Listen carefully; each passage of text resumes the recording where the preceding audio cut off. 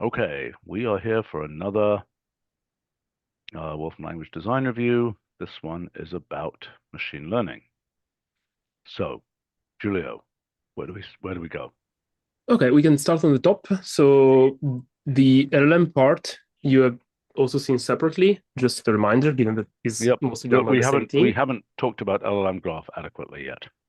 No, no, we can, but I thought you wanted to have first the tomorrow's meeting Yep, about graph evaluation. yep. Okay, Okay, so onward. so there was some new thing. No, okay, this stuff is progressing nicely. We are about to merge the few final things on LLM kit, and then we are going to merge local LLM stuff. And Good. And we talked about that design in a previous meeting. exactly. So I already talked to Shadi about having new import types, so we can import these new external models, LLM models, Good. and have them as net external object. And we have been meeting with Bob to make sure that we can deploy them on the CDN. Okay, great. And in Um, the neural net repository, right? yeah, but there was this open question about Yeah, figuring the out how back we end can has to be raw exactly, on the CDN. exactly, because those are very big. Yep. Okay, and I mean, it works. If you want, I can show you a demo where I access that, not through file, but through API. But it's a local API, so it's the same. It's still running on my machine. But yeah, uh, Okay. Do you as you want to want. show me? Is it useful? Well, it's just a normal chat node too, but it's powered by my laptop instead of an API. So yeah, it really depends on the quality of a model that you put up. But yeah, I mean, you can imagine how it works. Yeah, that's really nice. Okay. Okay, so that was one major area, and You that's know, this whole question yeah. about if I want to configure things so that I can use a local model, what do I have to do that? What's the workflow? So we have two ways right now, let's say planned. One is that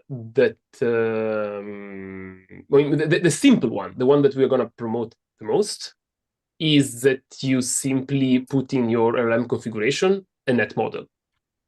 Yes. I don't know, like Llama 3.2.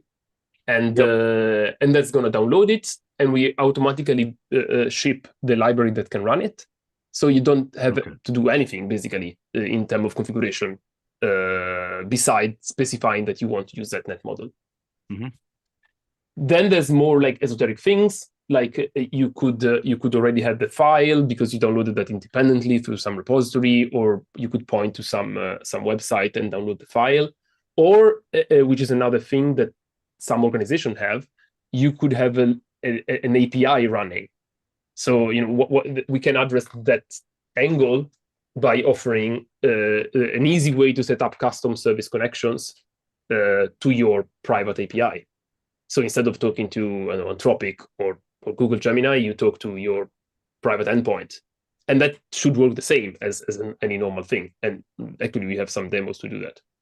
Well, so hold on a second. That private endpoint is on your machine or your organization's or a machine at your organization? I mean, if you're a tester, it can be something that you spin up on localhost. But more in general, your organization could have a server running, and you have to point to All that right. So server. that's a separate thing that we need to understand how to productize. That, letting people set up that local server configuration that will then correctly authenticate and work through our system. Yeah, it's possible. It's a bit cumbersome. Like if somebody asks us, can we do that? Yeah, the No, answer no, is I yes. It's a understand. But bit so what I'm cumbersome, but we need suggesting to is simplify that we that. have a way to, we've got WSTP server, right? We could have an instance of WSTP server that is, in other words, particularly with all the stuff with standalone applications with WSTP server, why could this thing not be essentially an instance of WSTP server running on some network? I'm Is sorry, that I'm not familiar with the technology enough to comment on this. anybody in this meeting able to comment? Roger? Yeah, I mean, WSTP server is primarily to serve kind of like Web Mathematica, right? It's a low. No, no. It's a thing that serves. It's a way of getting on a local network. It's a way of getting essentially kernels Yeah, that can exactly. do stuff. Yeah. Right. So Exactly. you know No what? I front think end, no we should. notebook. Yeah, Just exactly. Right. yeah, But which is what's wanted here. You yeah. just want a raw API. Yep. Okay. So look, let's. Can we? This Can is a clearly be broken through that. Yeah. this is this is this is a really worthwhile discussion for us to have basically an installation mechanism where you can say, I want to install in my local network this LLM. Okay. I mean, it's very relevant to a lot of organizations that we deal with. Yeah. That I mean, a lot of them, a lot of organizations have rules that you're not allowed to use ChatGPT, for instance. yeah. So the Right. point here is to give them a kit that allows them essentially an LLM server kit, basically. I mean, along with LLM kit, we probably need an LLM server kit that can then be connected to via a local API. Okay, so I think we need a separate meeting about LLM I mean, server kit. assuming they don't have something like that already, and we just need to connect to That's that. fine. If they have it already, great. But if we can provide it for them, all the better. Mhm. So can we Okay, get a meeting so about LLM server kit, please? That would be okay, Mirage can make that happen, please. And it's going to require a Yep. bunch of different Todd. people. Yeah, a bunch. Right. yeah, probably Eric, and yeah, a lot of people involved in the LLM kit will have a knowledge to share there. Yes. Okay. All right, let's keep Okay, going. so let's go. NetTrain Okay, so support for Tabular. a lot of work. I mean, given that we spent like a lot of the team was either on Tabular or LLM stuff. There's a lot of updates that are basically support for Tabular in functions. Okay. So we will have NetTrain and Is it to already support. documented? Yeah, you can open that. Is a Futurize there? If you scroll down to the there it says dataset, the top of the screen. There. So possible form of data include. Okay. So So let me understand though. When you say that for Mhm. Tabular, it has rows and it has columns and so on. I don't quite understand what, like for example, if I'm making a classifier, I'm a little bit confused how this works. What is, because normally the format So if you is go to classify it, there's a similar extension there. Yeah, but keep them all up because it's slightly different how it works in NetTrain and how it works in Classify. I mean, Classify and Predict will have the same syntax, and NetTrain will have. Can we please remove the specifics here? We went through this before. Please remove the specifics. Right, Roger? Yes, these are all Okay. Julia pages. What's that? Yes. Okay. Please do not ever let this ship. Right? We understand that. It hasn't shipped yet, has it? You have seen this already. Is it in the deployed page? This was in 14.1 and you have seen that. Okay, But it has got to be removed. Okay. Right? Remove it. Do not have specifics in the details section. Do not have specifics there. That's where it goes in. Do not have things where somebody is worrying about, is BCA the thing that you have to use for that column? See what I'm saying? Okay, yeah, we're going to have a pass with design and then find Right. something They which have is got to less be specific. genericized. Feature 1, feature 2, that's okay. This is not okay. Fine.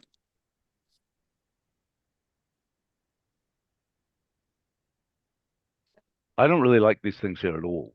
I think that I think having some pictorial thing is good, but having anything with specifics is really bad. If we are incapable of not doing this, we need some kind of way of framing these or something that makes it clear that they're just decoration. No, I get your point. We're going to have a pass on that. Okay, but please, Mirage, can you make sure that whoever's project managing makes sure this does not messed up, that there are no such things that actually go into the product in this version. Okay. And that you need to get with Brian to make sure he deals with that at the level of documentation, etc. Let's not have a mistake get made. Okay, let's stay. What do you want to show me here? Let's stay up where there at the center of the screen Oh, where I can you have barely find it training. because it's full of all this garbage here. Well, if you don't know what we've classify is, that is meant to explain what classify is doing. But yeah. Yeah, but it doesn't. It doesn't. It's completely confusing. Okay. Let's get rid of it, please. Yes. For yes. my version, I'm simply going to delete it. Okay. And this one. Okay. Okay. So let's look at the data table there. In Well, out, in out. It doesn't contain Tabular, does it? No, but it's the same as dataset. I haven't pushed the update. It's Tabular instead of dataset, but it's the same exact syntax. So let's compare the two because they do slightly different things. Yeah. So in NetTrain, you have input and output ports in the more general case, and which is the one that dataset and Tabular are addressing. So basically, each column is a port. Each row is an example. Yes. So it's very easy to see where everything is going. Every example will. I think that's very reasonable. Yes. And that's it. Yep. So this is trivial to extend, and it's actually much more memory efficient than dataset. So it's a superior way to do that. Okay. Then I don't have a problem with this. So tabular arrow column. Okay. Yeah.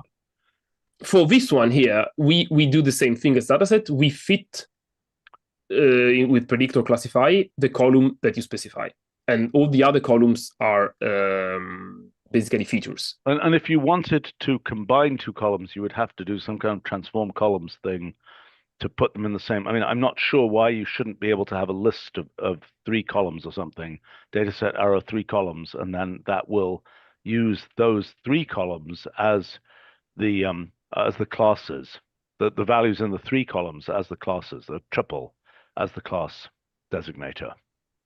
Is not obvious. Yeah, okay. I think we should really think about that again because Roger asked me the same question. So if I get the same question. Yeah, okay. Roger, do you want to comment on that? Yeah, I think that's a sort of it requires one development round to do it. Okay. Because we need to think. Yet, basically. We need to think about what we mean by that.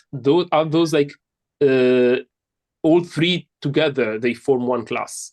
Are those alternative classes? No. Are those subclasses? Like you want to train like three no. individual classifiers. So no. I think the first one is what you expected. Yeah, all 3 together form one class. Yes. But okay, it's a luxury. We don't need that. Yeah. Okay. And also another thing that is slightly luxury is if you want to not train on certain features. Like column you're going to remove because it's what you predict. But in this case, you train on all the other features. I think that given that key drop works on list of associations, and I talked to Rob, we can make it work on Tabular, is more natural than having a crazy syntax. Yes, I agree completely. Okay. Then other functions that you mean, like feature space plot, find clusters, dimensionality reduction, all of those will take Tabular in. Okay, hold on. Feature space plot is it's a similar syntax to classify. It will be tabular arrow a column or what? No, feature space plot is unsupervised. Is without the arrow. Yeah, so you see the tabular as a list of examples. It uses all columns, Stephen. So you have I see. If you want to restrict it, you have to do it before. In feature space plot, what is it actually displaying in the? I mean, so it's got 20 columns, and that means that every element in the feature space plot is a record of 20 elements, but what does it actually display? Is the same. You can imagine that syntax as calling dimensionality reduction on the tabular. You are basically compacting the 20 columns to 2 numerical I understand, columns. But what does feature space plot? It's a plot. What does it display? Because you might want to say. You mean for callouts or tooltip or? It makes a picture, right? Yeah. It usually so it's points, right? So it's points. Yeah. But what do you mean about sort of the label? Sorry. Well, because it's convenient. I mean, it would be nice if you could have little thumbnails, which is what it does if you give it images. And I'm just wondering how you select those from. But if you gave it an array of data, yeah, then it will just make points. Right. Exactly. And this is basically giving it an array of data. I can actually have another look at our syntaxes for call out or labeled if there's some nice shortcut that you can have with Tabular in that case. I think because we are doing that for other visualization functions. Roger, you probably know more than I do at this point, but do we have some syntax like the call out function of the labeling function goes to a tabular column? In that case, we could use that for feature space plots as well.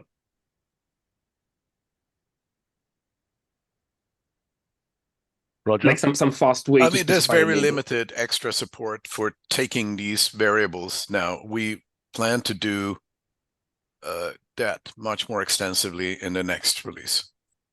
Okay, and I think we can bundle feature space plot with that for the this function part. For the okay, but so don't the forget data it. function So part. Mirage, you need to make No. a note of that, please. Okay. We've explored all of it, but we don't want to do sort of like fractal support because it's incredibly hard to use. No, Yeah. I agree. So, okay. I'm just saying that there may be an easy, So, okay. So the thing that Mirage needs to make sure goes in the summary notes for this meeting is that, we need to understand how we essentially process the rows in Tabular to generate appropriate iconography or whatever for feature space plot. Right, Roger? Yeah. Okay. And there's I got it. possibly some really good ideas there. I mean, if Yeah, I'm sure there are worked. some good things to do. Okay. Net Okay. unfold. Net normalization layer. I don't know what you did. No, we have a usual bunch of layer updates that we always do to accommodate functionality that is needed by recent models. Right. But in particular, this is flowing through to our new backend, right? It's independent of the backend. This is our top level frameworks need to have certain features, and those will be backed by whatever backend we use. Okay, fine. But when we talk about layers, we always talk about our framework. Yeah, okay, all right, fine. So is there anything I need to look at here? Well, not specifically, honestly. It's Okay, it's all right, details okay. about new normalization schemes that people are using, or All right, okay. net Okay. unfold is one for efficient transformer usage. Okay, And all right. How do you supporting more specify stuff. this one here? We are looking at different proposals for the syntax here. I mean, we have a functionality. The idea is to have a different port or a property. I put there like reshape layer exposes the following ports. Instead of input and output, you could also get an extra port, which is the way it's typically done, but you pass it as an argument. This As is opposed an operation. to passing it actual, IJK sizes. Yeah, UDB. This is why I'm not super sure, and I have to do another round with Matteo here, because those two things are basically either you have fixed shape, so you don't need any port, and you just encode it what you have at the top reshape layer dims, or dims is automatic, like fully automatic, and then you take or like external or something, and then you get an extra port in the layer.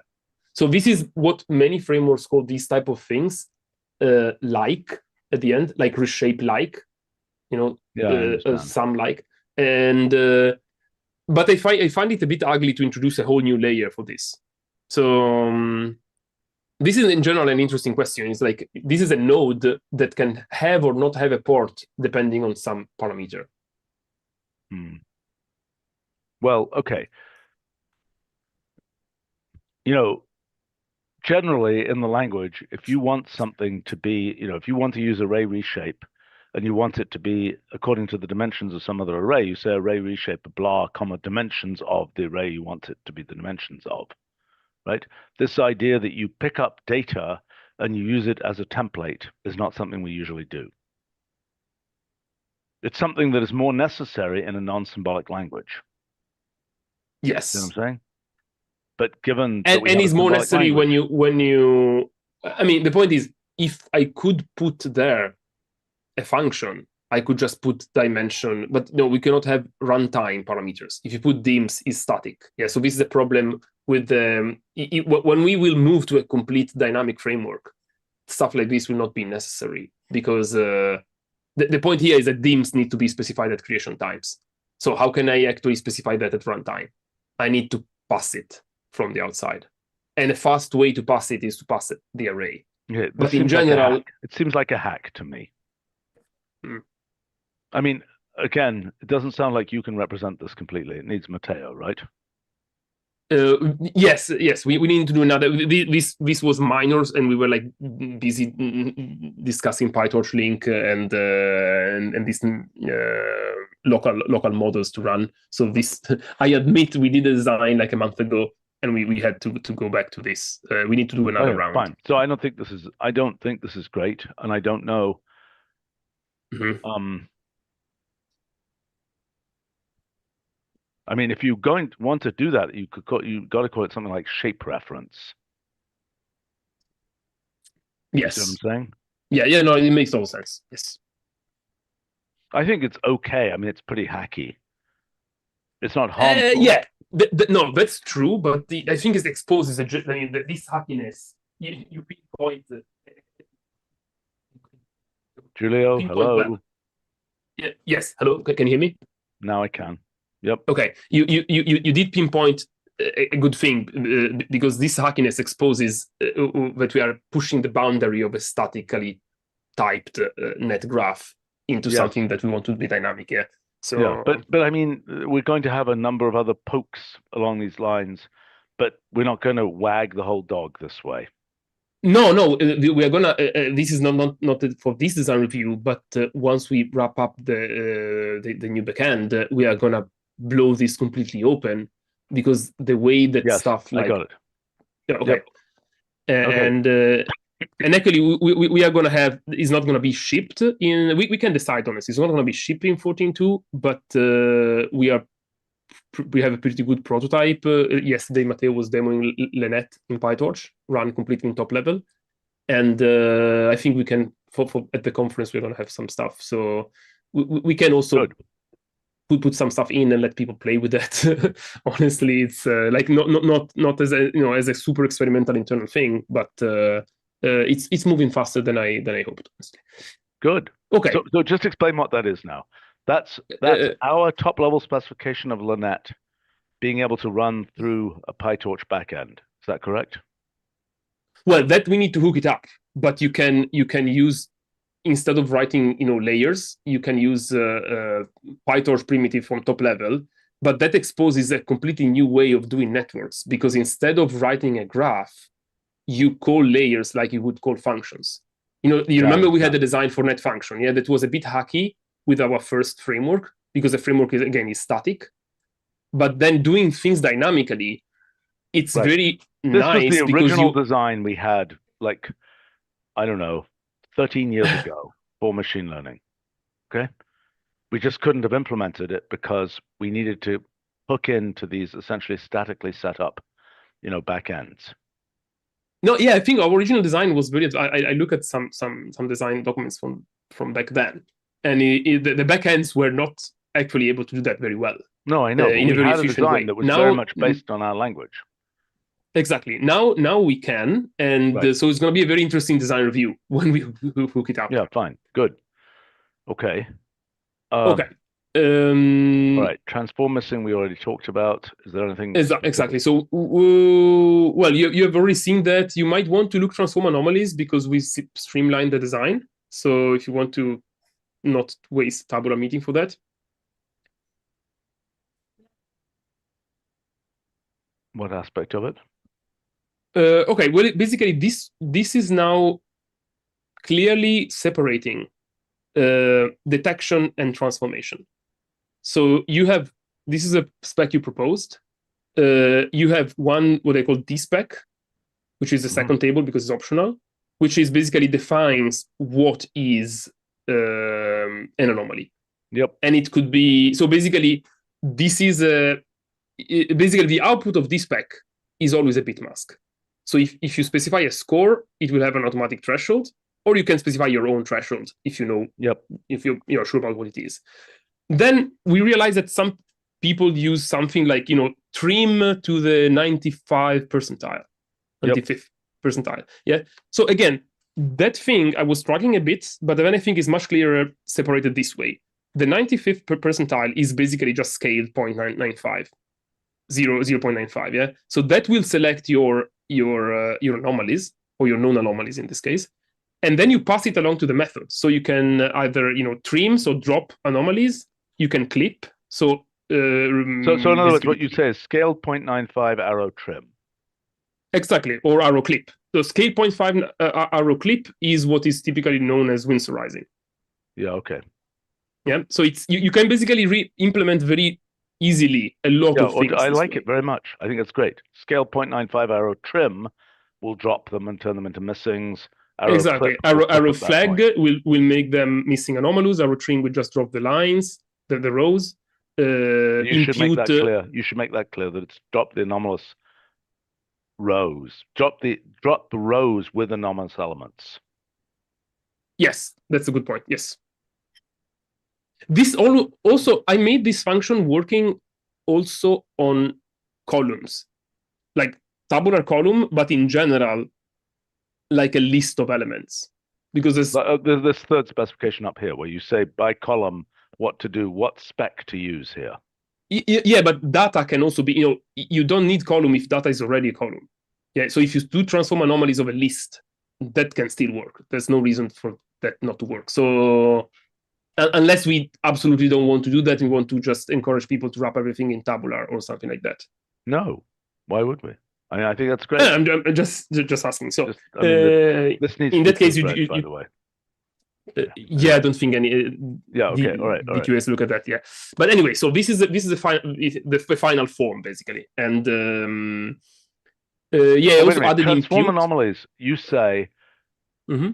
Is it the case that if I just give a straight list of numbers here, mm-hmm. that transform anomalies should work on that straight list of numbers? So it's not a two-dimensional array; it's a one-dimensional array. Is able above? Possible form of data include element, element, element, or tabular data.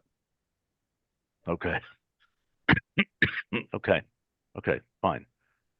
Let's call it E1. EL is not a very common shortening for us. Okay, I will call it E1. Yeah, it's a good point. Yeah, I don't know. I had a moment where I was trying to figure out how do we call individual elements. Okay, thanks. Yeah. And also, I think this could have access to every method that is available in transform missing. And I don't know why that replace anomalies using method. I used to have a link to transform missing. It got lost. I will put it back because you can do the same as transform missing. You can do mean, median. Yeah. Remember that in documentation we don't send people on goose chases. In other words, don't say it has the same methods as whatever. You can say it has the same methods as transform missing and then list them right here.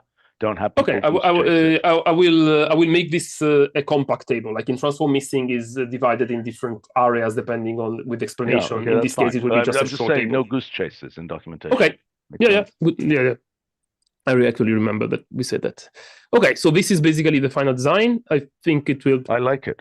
It's extensible, and when we want to go to multi variate things, so like. I think for now it's solid for its first version for this. I like it. So this can you open dendrogram tree? Is the one where I put the documentation. Dendrogram tree. Yeah, it's we put it with a new name, but so we were waiting for some updates on the tree framework, but I think they will not come right now. So I think there's no reason not to put this. Sorry, I don't understand. Are you not using the tree framework for this? I am, but this defines, if you look at the illustrations, this defines a bunch of things that are, can you scroll down a bit? This line, squared, spline, this. Oh, those are nice. The trees should support these.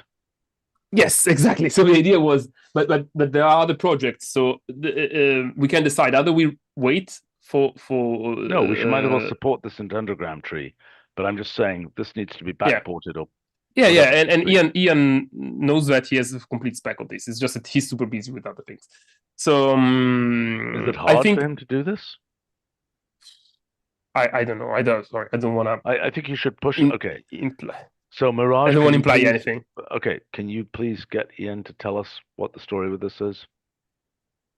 I think he told me it's not as trivial as like to do it generally and efficiently for the full tree framework, because you have like a matter of subtrees that inherit things And how do you code things? I don't know the Why is details, this but parent edge shape function? That's a very weird name. I mean, I would have thought that we were going to have an option that's called something like tree layout that's similar to graph layout. because this is not really a tree layout. This is telling you how to draw. The layout is fixed. This is just changing how the edges are drawn. All right, but I And mean, if you click that, you will see that is basically changing the anchor points are the same. Basically, it's just doing the interpolation differently, sort of. but that's an Like, for incredibly example, weird thing. Parent edge shape function sounds like something you wouldn't. can you click on that? I didn't make it up. Is a edge shape function in the tree world. Because Okay. it's for a tree, you don't have edges. I mean, they're all in the nodes. And so but you have a single edge coming in, right? For it, that's what defines a tree. It's only a single parent edge. I understand. I understand that. So I think there should be a separate option, just as there is with, vertex size exists as an option in graphs, even though there's a vertex shape function, which is the general thing. Sure. Am I making sense? Yeah. Someone should take a note here so we propagate. Yeah, stuff. Mirage needs to be taking notes. That's why he's here. Yeah, I'm taking notes. Okay, but this is an overall appearance issue for the tree. And maybe it should be a tree appearance function or something, a tree appearance option or something like that. Yeah, we should look at that. I don't want to do this for trees because I don't have a complete picture, but there are two things that there's like with graph, there's a layout and then elements of how you connect things. Like, for example, disk it doesn't make sense if you don't have a circle layout. Yeah, I mean, you can use it, but it's going to be stupid if you have a linear layout. Yeah. Can we bring this to an LCC meeting, please? And I suggest that we have an option that's called something like tree layout, or not tree layout. I mean tree appearance or something. See what I'm saying? Yes. Mm-hmm. Yes. Okay. Linear model fit. I wanted to update quantities, but then I remember that we are just gonna add support for date objects and dates, but quantities we need to follow up with a bigger discussion. We just didn't have time so far to do that with Michael Trott and Jose. You remember we had a short email thread about that. It's not obvious what fit and so on. Quantity let in me meters. Let me make a general comment about such fits. Okay. Yeah. My favorite example is the body surface area calculation, which is an empirical. Well, it's something used in drug dosing and so on. Okay. It is a thing where the dimensions don't match. It's crazy, right? You're computing. What's that? I said okay. It's an empirical measure, but now taking that as an example, we have to understand how we're going to deal with things like that. Presumably, some of its constants can be given dimensions so that it can be made to match. But yeah, I was explaining this in a thread once, and you agreed that is not obvious. So find formula. But I want you to engage on this particular issue. Okay. Yes, what it's saying is that I'm trying to remember how the actual formula goes. I'm sure we have it in Wolfram Alpha. Let me see. But it's like the body mass index, like height square over. Yes, it's like that. Body mass. Which also doesn't really make sense because it's it's two things with units, right? But the way we have to deal with that in a fit, and this is I think the way we should be thinking about it is, I don't know what let's imagine it's height squared divided by weight or something. Who knows? That's not correct. But that is completely crazy units, right? It certainly isn't a dimensionless object. See what I'm saying? No. Yeah. But what we need to do in thinking about fitting such a thing is we need to be like in engineering books where they have these square brackets and things that indicate, well, we need to have something where it is sort of each one is divided by a reference quantity implicitly. Yeah, there is a one. I mean, we did that in physics the whole time with Planck unit. Yeah, you are supposed to write a unit, but in the end, everything is one, and when everything is one, you can just drop it. So there is a one which has units of weight, like kilos over meter squared, Yes, which exactly. is actually taking care of making it. Right. Yeah. So I think this is also what you have to, if you want to be mathematically correct, what you have to do every time you have, exp of a column, which is distance. You cannot take exponential of meters. It has to be divided by meters somehow. No, I understand. So I think that's the thing that you and Michael and Jose and so on should talk about, and we should try to come up with a way. I think that's what's going to happen. I think it's going to be just like, for, I don't know, like vitamins and things, international units, 100 international units of whatever. What is that? It's dividing by some canonical concentration. Right. Yes, I see that. Yeah. We have one way that was, I don't know if you reviewed that or just sneak through. I found that was a precedent in fine formula, which deals with this problem in a very ad hoc and like kind of hammerish way, which is basically if you have, I don't know, your meters in the X values and seconds in the Y values, the formula that gives you, it has quantity magnitude of the input and then wraps quantity around the output. Okay, so it's basically forcefully removing that and adding that.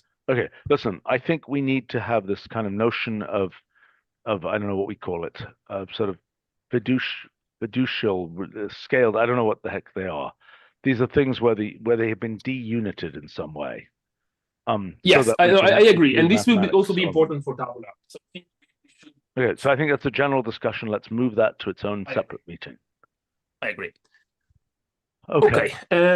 Overall, this is it in terms of, because not much in terms of new functions, but the bulk was LLM stuff and Tabular. Yeah. So that's fine. And I think that was needed. I think we are probably going to have, LLM graph is one of the new LLM sort of structuring functions. I suspect there are going to be more. Yes, I think that is, I think, starting a trend. Maybe it's a short one or a long one, I don't know. But I think that line of reasoning is going to stay with us for the next couple of years. I think that I think we've done pretty well with LLM tool and LLM. Oh my gosh, what's it called? The generator thing. Prompt. LLM synthesize, LLM function. Yeah. Yeah. No, LLM prompt generator and so on. Oh yes. Yeah, that's particularly easy to use, and I'm happy that people internally and externally are using that. Yeah. I've seen community posts. I've seen, it is getting a bit of traction. Right. Okay, good stuff. Anything else we need to cover here? No, I think this is the most important part. But you Sounds good. Thanks a lot, guys. Thank you. Thank you. Bye. Bye.